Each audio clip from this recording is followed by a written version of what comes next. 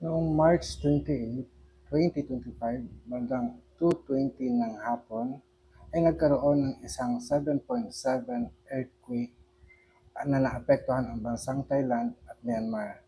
Dahil dito ay nagkaroon ng 150 kataong namatay at 700 pang nasugatan o napinsala. Sa pagkakataong ito, nagpapasalamat tayo sa dakilang may kapal, Panginoong may-ari at may-ari ng buong sasangkuban, na iniligtas niya ang ating bayan sa ganitong uri ng kapahamakan. Kung kaya't patuloy natin manalangin na iadya tayo sa lahat ng kapahamakang magaganap, natural man o gawa ng tao. Gayunpaman ay kinalulungkot ko ang maraming taong namatay at ang kanilang kaluluwa ay pag-alagala. No? Dahil dito ay samahan niyo akong manalangin, panalangin natin ang kanilang kaluluwa. So, sa pamagitan nito, ay kakailanganin lang natin ng tubig.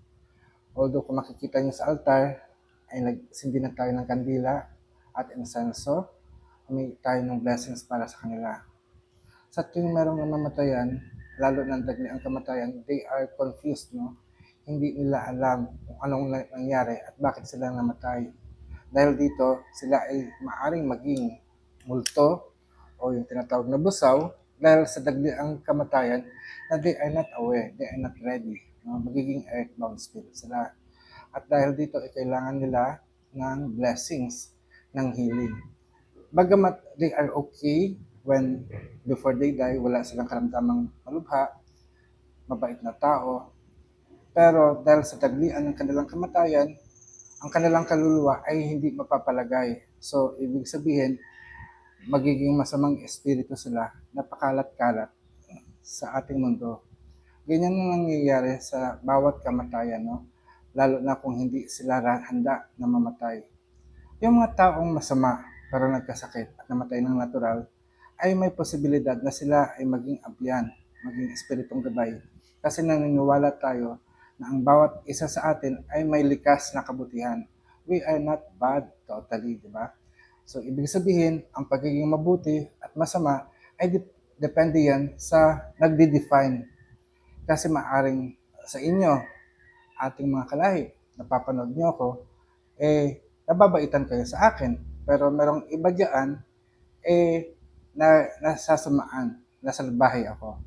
So, maaring pag ako'y namatay, maaring niyo akong maging gabay, o maaari naman para sa iba, maging busaw ako o maging multo na kinatatakutan. At dahil diyan, pag tayo namatay, no, weak our souls could provide blessings to other, provide guidance to other, or either our souls might provide curse, bad luck to other people kung kaya nag-aalay tayo ng panalangin para pagalingin ang kanilang kaluluwa na sana'y sila'y manahimik, magkaroon ng katahimikan at hindi na magpagala-gala dito sa ating kaluluwa.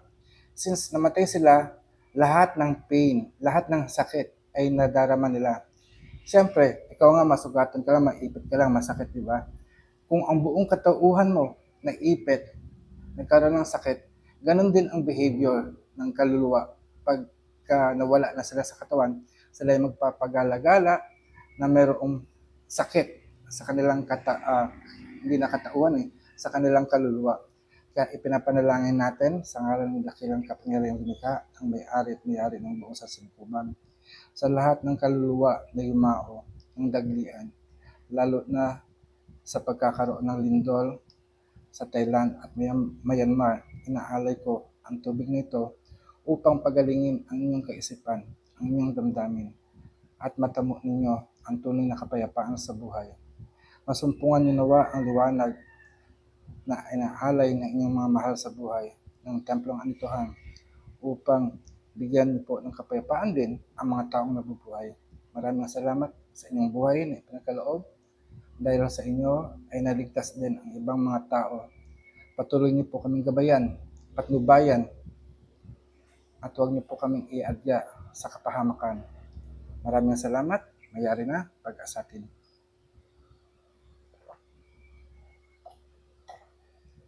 Ayun. So, kailangan po natin uminom.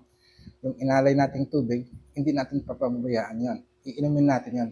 Ibig sabihin yung kagalingan na ating inalay sa mga kaluluwa ay kailangan din dumaloy sa ating katawan para mabless din tayo. Sa mga kalahi, yun po yung parang paniniwala natin na pinatutupad dito sa Templong Anituhan na ang mga patay, although ang katawan naiiwan sa lupa, ang kanilang kaluluwa ay patuloy na umiiral kasama natin.